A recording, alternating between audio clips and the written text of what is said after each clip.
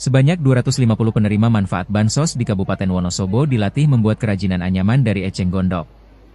Bertempat di Balai Desa Selokromo, Minggu, 1 Juni 2025, ratusan warga bersemangat ikuti kegiatan program pemberdayaan yang dicanangkan Kemensos RI ini.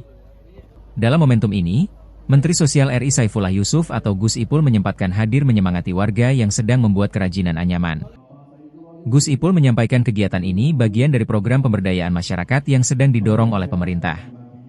Kemensos RI bekerja sama dengan PT Mitra Adi Perkasa Tbk yang membuka peluang bagi warga untuk berpartisipasi memenuhi kebutuhan barang untuk diekspor. Seperti diketahui, perusahaan ini telah mengekspor barang berupa tempat sampah yang terbuat dari anyaman berbahan eceng gondok hingga ke Amerika dan Eropa. Jadi bahan baku dan kebutuhan produksi lainnya sudah disediakan, dan pasar untuk produk ini pun sudah dibentuk. Tentu saja, agar bisa masuk ke pasar ekspor, produk anyaman tersebut harus memenuhi standar internasional. Oleh karena itu, warga yang terlibat akan mendapatkan pelatihan khusus dari tim profesional, jelasnya. Menurutnya, pekerjaan ini bisa dilakukan secara fleksibel, baik di rumah masing-masing maupun secara berkelompok di tempat tertentu. Ia menyebut, program serupa di salah satu desa di Banyumas pun telah berjalan dengan baik. Harapannya di Wonosobo pun demikian. Intinya, kegiatan ini dimaksudkan untuk memanfaatkan waktu luang agar warga bisa mendapatkan penghasilan tambahan. Warga bisa mendapatkan penghasilan antara Rp60.000 hingga Rp80.000 per hari. Bila ditekuni, bahkan bisa mencapai Rp100.000 per hari, lanjutnya. Kedepan, pihaknya akan terus melakukan pendampingan agar pendapatan ini bisa ditingkatkan secara bertahap. Selain anyaman, kerjasama dengan sebuah yayasan yang membeli produk dari bahan baku pelepah pisang juga sedang dipersiapkan. Harapannya dapat memberdayakan masyarakat nantinya.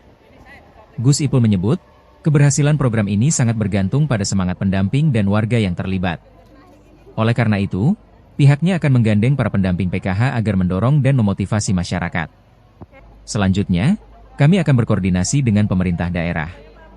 Dengan sinergi antara Kementerian Sosial dan pemerintah kabupaten, kami berharap kelompok-kelompok produksi ini bisa semakin kuat dan berkembang, tandasnya.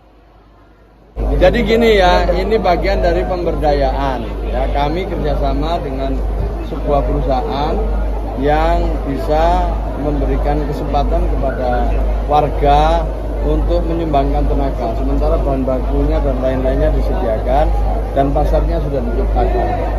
Jadi di sini salah satunya adalah anyaman berbahan baku eceng gondok.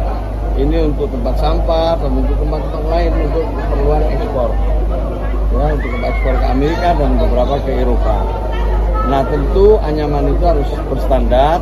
Insya Allah nanti akan dilatih oleh tim yang kemudian harapannya dalam 1-2 bulan ke depan warga itu nanti sudah bisa membuat anyaman yang berstandar internasional.